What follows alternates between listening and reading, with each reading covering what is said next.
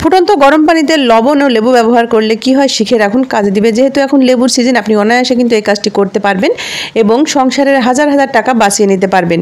এটা কিন্তু গৃহিণীদের জন্য খুবই উপকারী, তাই অবশ্যই পুরো ভিডিওটি দেখতে থাকবেন। আমি কিছুটা লেবু স্লাইস করে কেটে নিয়েছি, তার ভিতরে দিয়ে দিলাম আমি 2 কাপ পরিমাণ পানি, আর দিয়ে দিচ্ছি 1 টেবিল চামচ পরিমাণ লবণ। এখানে সাদা লবণটাই ব্যবহার করতে হবে।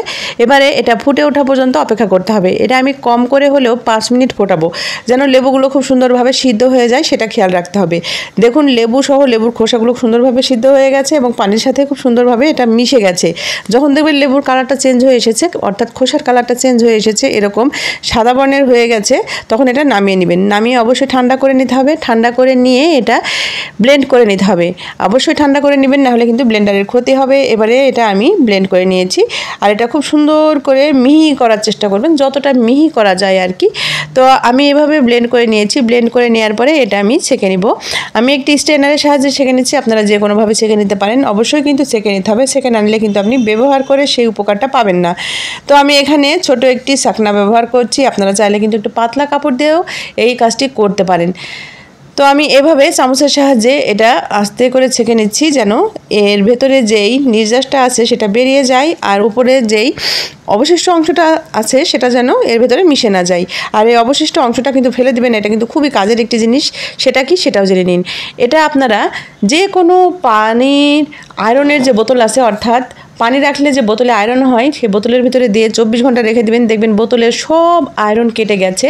সেক্ষেত্রে কিন্তু বোতলটা একেবারে চকচকে ঝকঝকে হয়ে যাবে। কোনো রকম ঘষা মাজা ছাড়াই আপনি পানির বোতল কিন্তু এভাবে পরিষ্কার করে নিতে পারবেন।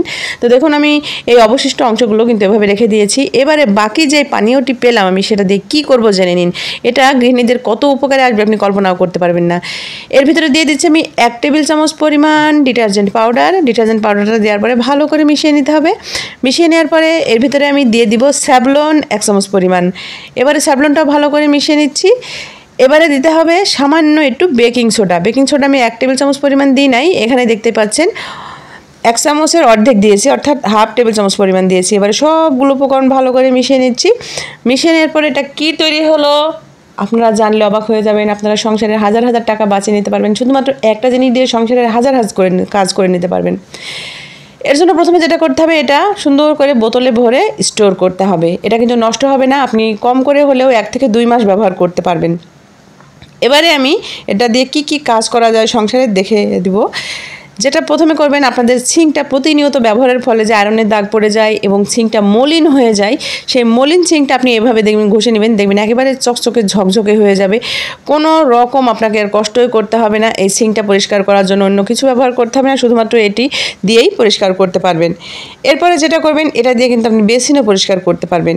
বেসিনে এভাবে সামান্য একটু ছড়িয়ে দিয়ে যদি বেসিনটা একটু ঘষে নেন, দেখবেন চকচকে ঝকঝকে হয়ে যাবে। বেসিনের যত আয়রনের দাগ, অনেক সময় দেখা যায় বেসিন দীর্ঘদিন ব্যবহার করার ফলে মলিন হয়ে যায়, সেগুলো কিন্তু খুব সহজে উঠে যাবে। এটা দিয়ে আপনার বাড়ির বেসিন, কমোডও পরিষ্কার করতে পারবেন, খুবই সহজে পরিষ্কার হবে।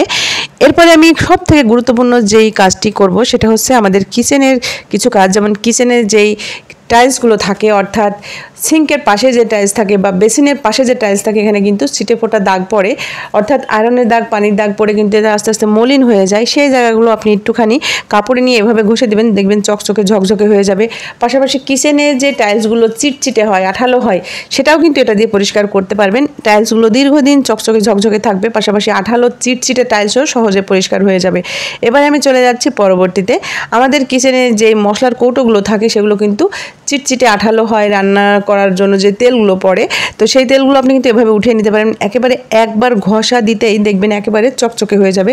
কোনো রকম মাজা ঘষা ছাড়াই আপনি কিন্তু সহজেভাবে পরিষ্কার করতে পারবেন। জাস্ট এভাবে শুধু মুছে নেবেন, আর কিছুই করতে হবে না। আমি শুধু কাপড়ে এটা লাগিয়ে নিয়েছি, আর এভাবে দেখুন মুছে নিতে কিন্তু চকচকে ঝকঝকে হয়ে যাচ্ছে। এভাবে আপনাদের গ্যাসের চুলা থেকে শুরু করে বাসায় যে প্লাস্টিকের জালিগুলো থাকে বা প্লাস্টিকের যে ঢাকনাগুলো থাকে, আপনি খুব সহজে পরিষ্কার করতে পারবেন। আপনাকে আর এটা দিয়ে ঘন্টার পর ঘন্টা পরিশ্রম করে ঘষতে হবে না, আর অন্যভাবে পরিষ্কার করার প্রয়োজন পড়বে না। দেখুন আমি কত সহজে এই জিনিসগুলো পরিষ্কার করে নিচ্ছি। যেহেতু এখন লেবুর সিজন, অবশ্যই জিনিসটা আপনারা তৈরি করবেন এবং ব্যবহার করেই দেখবেন কত জীবনের কাজগুলো সহজ হয়ে যায়। ভিডিওটি অনেক উপকারী, অবশ্যই ট্রাই করবেন।